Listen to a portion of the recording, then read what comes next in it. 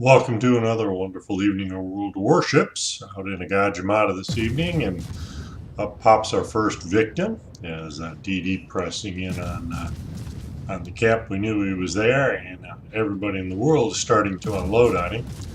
The one thing about the Gajimata is it's got these huge looping shots. It seems to take forever for the shells to get there, but we get our first one, got first blood. And it looks like we're going to take that zone pretty handily. About this time, up pops another one. I'm going to throw on the brakes here and stay in the shadow of this island until my detection drops so that he won't see me. My detection's down, and now I'm going to start to creep out and see if we can ambush a second victim here for the evening. So we're still capping B with a destroyer back to my left.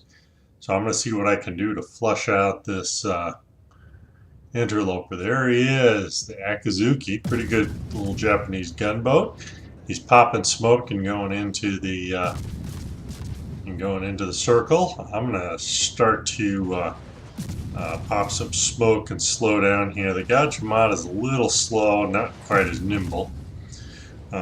But eventually get down to a stop in the smoke screen and bow onto him just in case he had any of the torpedoes left. Just guessing where he's at right now, and then he goes and makes a mistake. He actually backs out of his own smoke. Bad for him, good for me. Get a couple of shots in there. Didn't quite disable his propulsion. Got his gun there. And he's taking a pretty good beating, and see if start a fire, and then the last set of rounds here is right on target. So second one down, man. Who to go for next? Now there's a Niza now way out at the extreme range. I have got a time of flight on these shells here of over 10 seconds. So these big lollipop things that seem to be falling out of orbit, which makes it a little hard. The Niza now is a little fast for a battleship.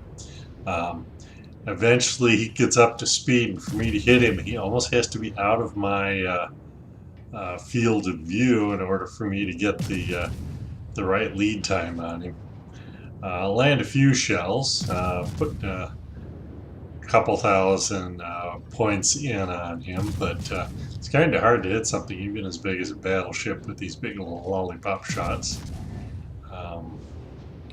He's gonna go behind the island, and I'm gonna lose smoke, and so go back and pick on somebody else. Now I'm gonna leave the target locator on the Niza now, but I'm actually gonna pay attention to this other DD, or this other battleship, the Fuso, that's coming around here the island. Now I can sneak in pretty close and launch on where I expect him to see. I'm doing this by dead reckoning, so he doesn't necessarily see anyone's target indicator go on or off of him. So there they go, pretty good spread, but it's dead reckoning, and I'm sort of counting on him to pull up a little bit because there'll be some battleships behind me he's going to run into.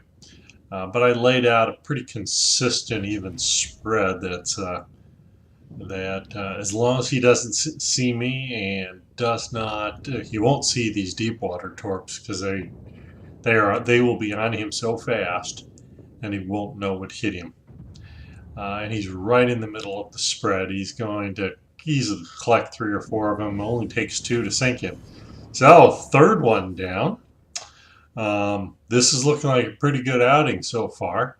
We're even on points, we're even on zones, we're actually even on ships.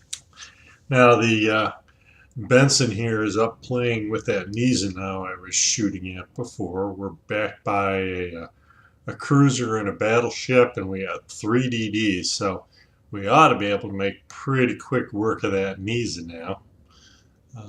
He did get some planes aloft here, but you can see him going down pretty quick. And don't know if it's flooding. Oh, there he is. He pops up again. 2,000 points left to go. It looks like he's flooding, and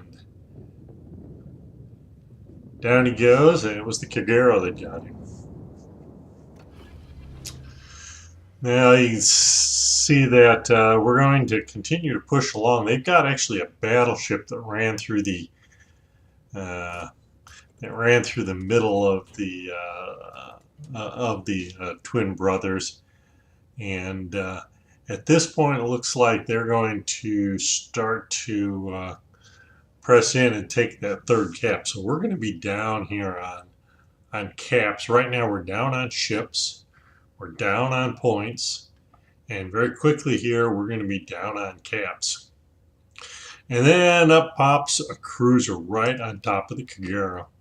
And you're going to see the Kagero does an attempt to get this cruiser. He'll launch his torpedoes.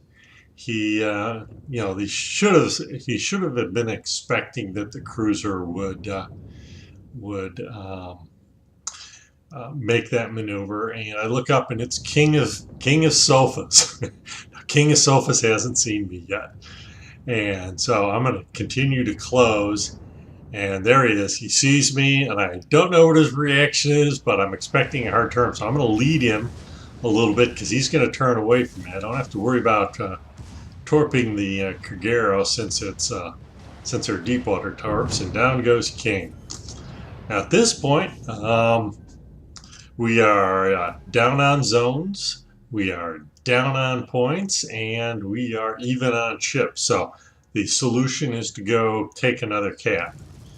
There's pretty potent force coming up from the backside. Don't see anything going forward with the Kagero here. But with the Kagero sighting, I should be able to use my guns with some good effect. If he'll sight and I pop smoke, I think we can take care of an awful lot of business, whoever wants to deal with this up here. I am being sighted by King's airplane that he put aloft. So they do know at least one of us is coming. And up pops the Kiev, which is good. The Kagero should be able to stay out of detection range of the Kiev. He's fast enough, low enough detection, so I can get into good position and ambush the Kiev here. Then I see the Kiev open up, which means he's detected the Kagero, which is very unfortunate. Kagero shooting back, and I'm going to open up too.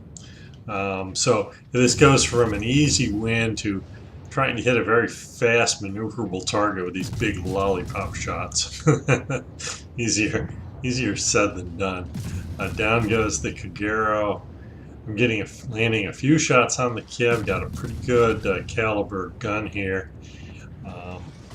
And then I see torpedoes. Check. Okay, I'm firing on torpedoes. The next shot's up, and down he goes. So that was the Kraken, but the Mayhan's popping out on me. So I'm broadside out in the open. I suppose I could have popped smoke, but it doesn't give me that much of a respite because his torps will actually work in the smoke on a destroyer. Mine will not. So I'm going to see how much damage I can do to the Mayhan here.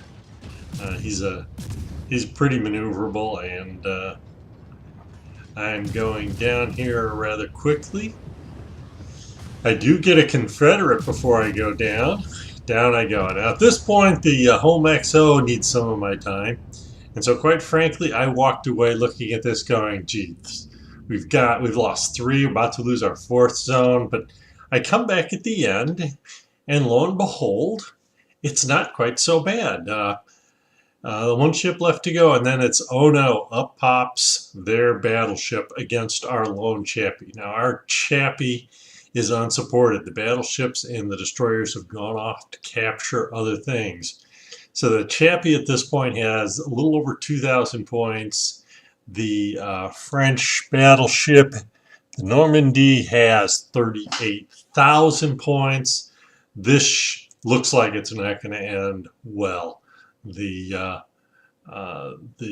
Normandy should put down the Chappie and take this zone, in which case he's up on points. He may very well win this. But the Chappie did get off some torpedoes. You can watch him going there. And for and for whatever reason, the Normandy goes down, a rather maneuverable ship, and down he goes. So here we go, my third Kracken in 5D, so I guess we can call it 5D3. There's Confederate, there's First Blood. Pretty nice outing.